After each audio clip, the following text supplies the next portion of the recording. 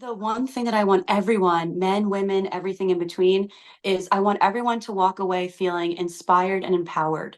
All of these women who are in the show, as well as the ones who I wasn't able to include, they all were talented and smart, and they were true to themselves, and they stuck to their guns despite what other people told them, and they have a great discipline and a passion, and they all, like I said, they all kind of stuck to what stays true to themselves. And I think that's why they lasted the test of time. What do Dolly Parton, Stevie Nicks, Whitney Houston, Pat Benatar, and Shania Twain have in common? Well, they're more than music legends. They're icons who defined generations. And now one performer is bringing their voices and stories to life on stage. My guest today is Nashville-based singer-songwriter Ray Radick. It's a creative force behind iconic women of music. It's a high-energy tribute show that celebrates the trailblazing women who changed the sound and soul of modern music. Iconic Women of Music has been touring nationally and now is going to be in Las Vegas for one night only, September 17th, with doors opening at Backstage Bar and Billiards. Doors opening at 7 p.m. For ticket information, go to Backstage Bar and Billiards website, which is actually 601fremont.com, 601fremont.com. And for everything about Ray, go to rayraddick.com, and you can follow her on Instagram, Facebook, and YouTube. And Ray, welcome to the show. Thank you so much for having me. I've been looking forward to this. This will be fun because you started out at a very early age in the world of music. So can you give our listeners and viewers a little bit of your background who may not know about Ray Radick and how she decided to end up in Nashville? Yeah, so I've been in the music industry since I was 15 years old. So I've been through the ringer. I originally am from Pennsylvania, and then I went to school for musical theater. I've been singing and dancing since I was 3 years old. So it's just kind of something in my blood. I've always been around the craft. And then I went to school for musical theater and I got into acting. And then I graduated and I moved to New York City, where I lived for almost a decade, where I was a professional full-time singer, dancer, actress. I was in a Super Bowl commercial. I was doing a bunch of different bands. I was on Broadway, and I was a dancer and a model. And so I just kind of did everything in New York. And as much fun as it was living there, I always wanted to live in Nashville. I always had a thing for country music. And so when COVID hit in 2020, I thought, you know what? It's now or never, because one day I'm going to wake up and I'll be 40 years old, still living in New York. So I took the plunge and I moved to Nashville shortly after COVID kind of died down. And I've been here ever since, continuing to be a full-time performer. I was thinking about what you were saying and the fact that you started when you were 15, so you've been at this for 5 years. That's pretty good. So, Oh, I wish. You're so sweet. I wish it was a magical 5 years.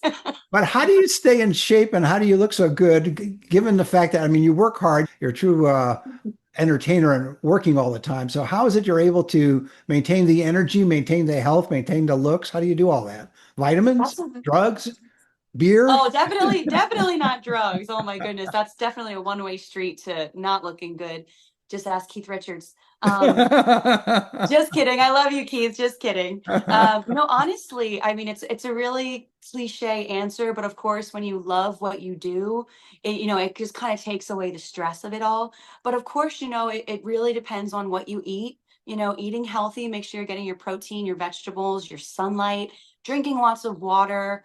And, in terms of my fitness, anyone who's ever seen me perform, it's almost like a workout in itself. And so, since I'm performing multiple times a week, I'm almost getting like a Pilates workout 3 to 5 days a week. So, that's kind of easy. I don't really have to work that hard when it comes to that. But honestly, I think it all comes down to when you're genuinely happy, when you're doing what you love to do and you find the joy and you're surrounded by supportive friends and family. I think that ultimately comes to how your body responds and takes care of itself. Yeah, it sounds like a cliche, but it's not. It's Mhm. true basic reality, I think, of people who really are dedicated to their craft.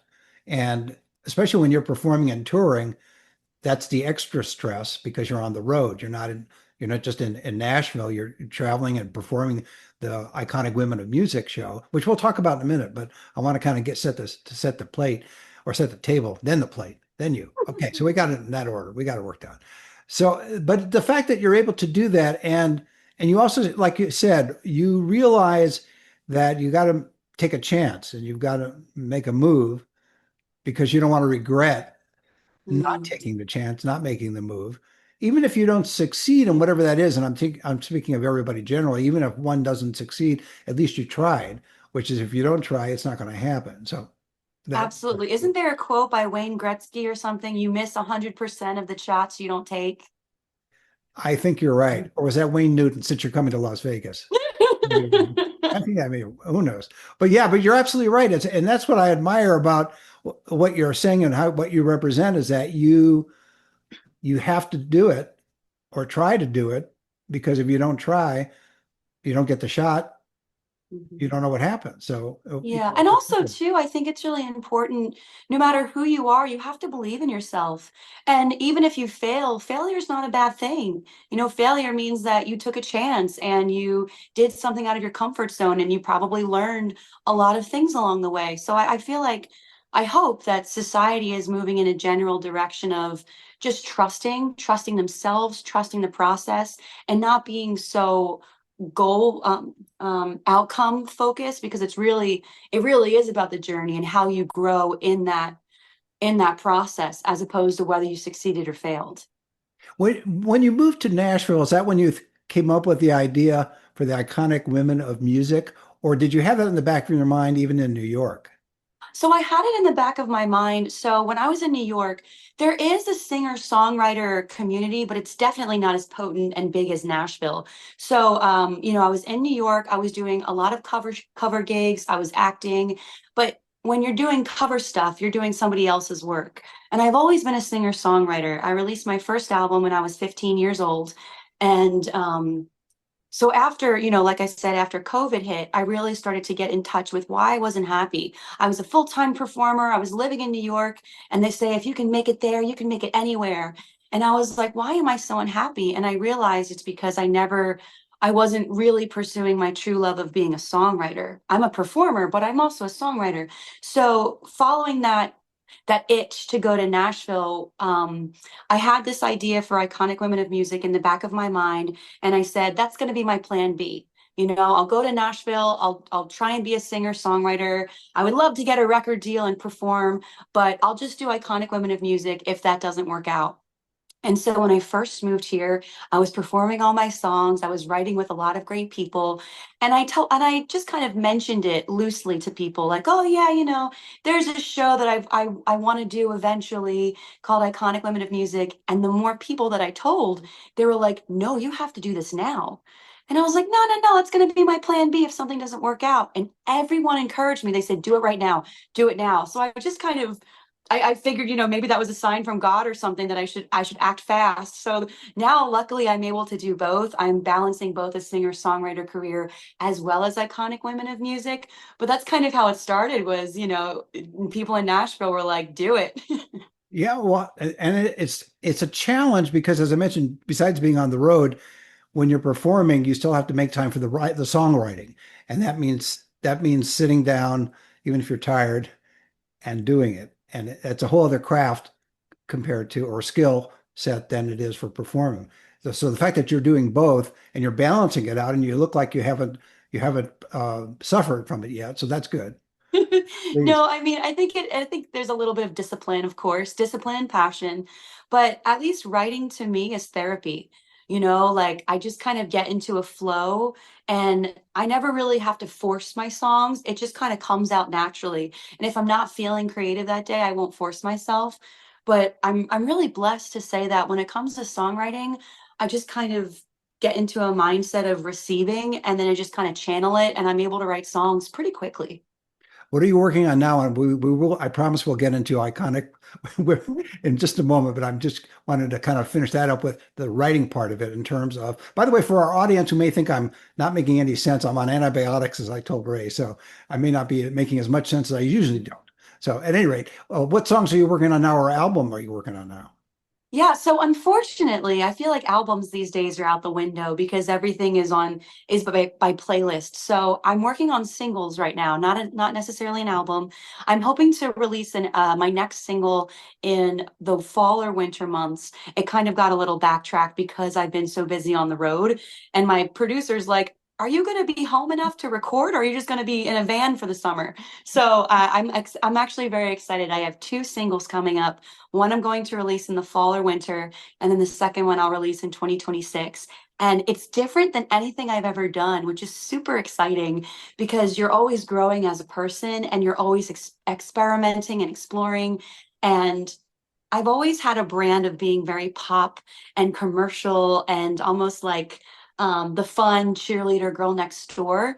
And so with this song, I really wanted to explore a character who's a little bit darker and who has a little bit more secrets and more of a real person, because no one's cookie cutter. So this next song is a little bit darker. It's a little bit more intimate and dangerous, if those are the adjectives I could describe. And those songs will be available on your website as well, rayraddick.com. Yes, on Spotify, Apple Music, YouTube, my website, anything that's a social media platform. Excellent. Okay. So now your friends and colleagues suggested, you know what, you really should put together this show, Iconic Women of Music, again at the Backstage Bar and Billiards, which we want to point out Wednesday, September 17th, with doors opening at 7 p.m. So, and we'll keep mentioning that as we go through our conversation. When you started to put well, you've got so many icons to choose from. Mhm. How did you prioritize them? And I know you probably had to leave a few out, but how did you work it in your mind? Probably, I'm sure part of it was your personal feelings about certain performers, I would imagine. Yeah, so it wasn't as tricky as you think. I mean, it broke my heart to leave out some artists, but there's only so much you can do in a 90 to 2 minute to 2 hour show. Otherwise, I'd be there for 5 hours doing every icon. Um, but luckily, as I've said, I've been in the business since I was 15, so I'm very, very good at knowing, and I have enough experience of knowing the songs and the divas that are the most popular. And I actually credit the wedding bands that I've been affiliated with. I've been affiliated with like 5 or 6 different wedding bands. And so I've done a lot of parties, and almost every single person loves I Want to Dance with Somebody by Whitney Houston, or everyone loves to sing along Like a Prayer by Madonna or Respect by Aretha Franklin. So because I have so much experience in the cover world, when it came to putting together iconic women of music, it was actually very simple because I already knew which divas have the most traction and what songs they're most known for. So that actually was very easy to put together. In terms of the flow of the show, that was different because what's really exciting about this show is that it's not just iconic women of rock or iconic women of country. It's iconic women of music, which means I get to be a chameleon and I get to showcase my acting skills of doing pop and country and rock and R&B and all these fun things. So, in terms of the flow of the show, that was a little trickier because you have to make sure that all the icons have the same amount of playtime, as well as, you don't want to start a show with a rock song and then end on a sad country song. It makes sense. And you're mixing genres as well as performers. So you want to make sure the flow works very well. Now, you could go old school since you are in Nashville now, and you could even add Patsy Cline and some other people like that. What do you think? What's funny is a lot of people do ask me about Patsy Cline, and the tricky thing with her is that she's wonderful, and of course she's an icon, but she's most known for her song "Crazy," which is actually very, very slow, and some people have told me it's a little boring. So that's always been a little tricky for me because I never want to put a boring song in my show. And then another song that she's known for is called "Walking After Midnight." Although when I have performed that, not as many people know the song. So Patsy Cline has been tricky. She's kind of on the bench. She's someone who I'm happy to bring out if people are in demand. Right. However, when I have performed her, people do come up to me afterwards and they say, like I could take her or leave her. But you can't do iconic women of music without Tina Turner or without Cher. There's certain icons that people want to see. And the feedback that I got about Patsy Cline was she was a hit or a miss. Well, now I regret asking the question, poor Patsy. Okay. No, I mean, I'm glad that you did because a lot of people do come up to me and they say artists like that. And so, this isn't just based on what I want. It's about how the crowd interacts as well. So I kind of take that into account of my own personal experience as well as when I do experiment, I get audience feedback and some people and people will be very honest these days about what they like and what they don't like. So she's kind of been on the fence with when it comes to audience feedback. Well, your selection process is interesting too, because there are so many great singers in all of these genres, but you have to pick the iconic ones. And even in the iconic ones, you can't take, as I mentioned earlier, you can't pick them all. So you gotta kind of be very selective. And when you're on stage and you're performing, how in depth do you go with the presentation? What I mean by that is this. Clearly, you have the talent for singing the music, but do you also change costumes? Do you also change hats or hair? Of course, you Okay, have that's what I'm to. asking. So, Yeah. I mean, I would be remiss if I did someone like Tina Turner in a ball gown. So yes, of course. And that was actually the fun part of putting this show together because each of these artists have their own brand. And me as an actress, I have to understand their brand. So, someone like Dolly Parton, I don't want to wear just like a tank top and jeans. You've got to wear the wig, you've got to be glitzy and glamorous.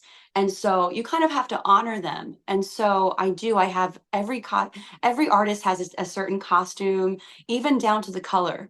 Someone like Madonna, I have hot pink, and someone like Dolly Parton, I have yellow. So I had a lot of fun and I went very in depth when it came to making sure when I do these artists, I represent them properly. However, the thing that I always try and say as a disclaimer is I'm not an impersonator. I'm not trying to imitate them and I'm not trying to be them. I just want to honor them through my vessel. So, when I do someone like Dolly Parton, I'll do an accent to honor her. But once again, some people will come up to me and they'll say, you're like you're not Dolly Parton. And I'm like, yes, I know. I'm not trying to be her. I'm just trying to honor what she did for You're the world. So, you're it's paying, yeah, it's you're very paying, funny. People are interesting that way. yeah, you're paying tribute to them. It's not like you're trying to be them. Yes, but I think it's a very important distinction because it'll be my debut in Vegas and there are impersonators in Vegas. Correct. So I always want to try and say, those are two separate worlds. Being an impersonator is a beautiful skill. That's just not what I'm Sure. representing, but that's available in Vegas as well. But if that's what you're looking for when you come to Iconic Women of Music, that's not what you're going to get. So you mentioned this will be your first time performing in Las Vegas, which is great. Do you anticipate or would you like to come back and maybe do an ongoing situation, not necessarily a residency per se, but where you could return and perform again, either with iconic women or music or a different uh, presentation that you would put together? Absolutely. So my dream is to get a residency in Vegas. And I reached out to a couple casinos and they're lovely, but of course they're being flooded by so many acts. And so the way that I kind of treated this Las Vegas debut is almost like a showcase. Something like this has never been done before. And of course there's tribute acts very similar to iconic women of music, but they're not doing as many costume changes or they have three lead singers.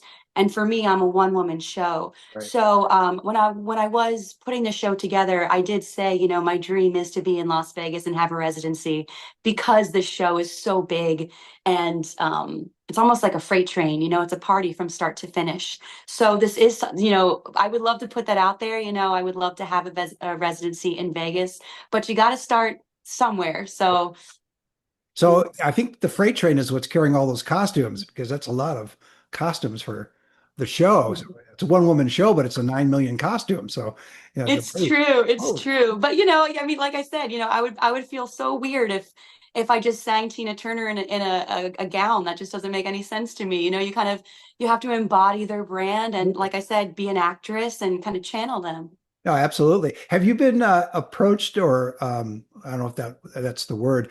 Have any of the icons that you've paid tribute to met you and said that they enjoyed the act? No, unfortunately, I think they're all, some of them are dead, or some of Well, them are yeah, touring. they'll never approach you. Yeah, and that's Yeah, yeah. Some of them are touring themselves. Like, I mean, my hero is Shania Twain and Dolly Parton, but they're off doing their own concerts anyway. So unfortunately, no. However, I would love if they did come. I would love to just have them see the show and how my interpretation of them and the medleys that I put together too. So when we come or when I perform, some of them I perform their full songs, or we'll do a medley right. and we'll do a little bit of each of their iconic hits. And that's kind of how we just keep things interesting. I do think that Dolly's going to be in Vegas, so She that does would be really cool if she stopped by and think you know, so. That would be great. Yeah. and Mission I Twain. I think she's in Vegas or she's touring or she's doing something. But Dolly would have to put on a disguise to slip in there and watch you, right? oh goodness, I don't know. I think she's the type of person who's she's such an extrovert. I don't think she would mind, just kind Yeah, of like probably not. coming and. Probably not. Yeah. I just thought of another thing because of your versatility, a whole different show once you do this one is iconic men of music. What do you think? That's exactly what I'm planning. I mean, not to reveal my secrets, but yeah, my plan is, I can't do this forever. I mean, no one wants to see a 70-year-old woman doing iconic women of music. So I'm going to try and take advantage of this while I can. But yes, in my arsenal, I am putting together iconic men of music, iconic women of music country, iconic women of music rock. So kind of have different categories. But I figured let's start with just iconic women of music with Absolutely. myself and get the relationships and traction and even residencies that I'm hoping for. Well, if you do the iconic women of country music, you can always add Tammy Wynette to the list. Oh yeah, she's wonderful. I would do her, of course, Reba McEntire, Patsy Cline would of course be in there. There'd be so many icons, Trisha Yearwood, Martina McBride. I mean, I already know who would be great for that. But to start a show, it's a big deal and you have to find the right person because I don't know if that would be something that I would want to do or if I'd like to have another singer who's better at country than me. Well, I think you've created in a way a franchise, a master franchise, which is iconic women of music, and then as you say, could subdivide it into country music, rock, etc., and have all kinds of things going on that level as well. So I want to mention again, it's at Backstage Bar and Billiards, Wednesday, September 17th, with doors opening at 7 p.m. And the reason that we're talking so early is we want people to know about it ahead of time because it's coming up, but time marches on and moves fast, so that works out. When you looked at each icon, let's say Dolly Parton, for example, her catalog is extensive, as others are. So you had to. You mentioned about doing medley, true also. But if you're picking one song that you would use to represent, say, Dolly, or maybe two songs per icon, I don't know how the show is structured. That's a whole process in itself, deciding which is the most effective representation of this icon, right? Absolutely. But to be honest with you, I'll let you in on a little secret. I'm here. The way that I approached it was I went on Spotify and the great thing about Spotify is it tells you the top 5 songs most listened to. So I would have an idea. I mean, everyone knows Jolene, everyone knows 9 to 5, but I would basically go on Spotify and I would look at that artist's top 5 songs. And if the song that I wanted to do wasn't in the top 5, then I would consider, oh, maybe it's not as popular as I thought. Mhm. But that's kind of my recipe for how I chose the songs that I did is, I kind of fact checked on Spotify. Yeah, I think that's a great technique. Hey, when you're performing and you perform, obviously with this show touring, have people come up to you afterwards and suggested additional songs or different songs for you to do as well? Absolutely. And I love that because I always want to know what people are interested in hearing. And I welcome that. Like we mentioned before, Patsy Cline, some people do approach me about her. But that's one of the great things that I love about this title that I created was it's iconic women of music, which is specific enough, Mhm. but it's also very, very broad. So for the Absolutely. places that I'm returning to, the venues that I'm going to perform to, like in next year, I'll have a whole different lineup. Yeah, So no, what's yeah. really great about that is like, if I go to a venue in New Jersey and I do, my regular lineup, and they hire me back for 2026, I'll know for the next year I'm going to sprinkle in some of the artists that we didn't do. Right. And that way I kind of like, it keeps it interesting for them, it keeps it interesting for ourselves, but also it kind of allows me to incorporate other artists that maybe didn't get a chance the first year around. But I would imagine you're compiling or have a master list of icons that you look at just to say, you know what, maybe I'll add so and so to my act, right? And then take out maybe one for a while, bring them back. Just like you said, would you, if you're returning to a city and you want to freshen it up a bit, so the people that saw you last time will come see you and other people will come see you. But it'll always be interesting. So you must have like a master list of entertainers or icons that you can change around if need be. Yes, I do. And like I said, I think that's exciting because there's been some bands that I have seen personally, and they do the same show every year.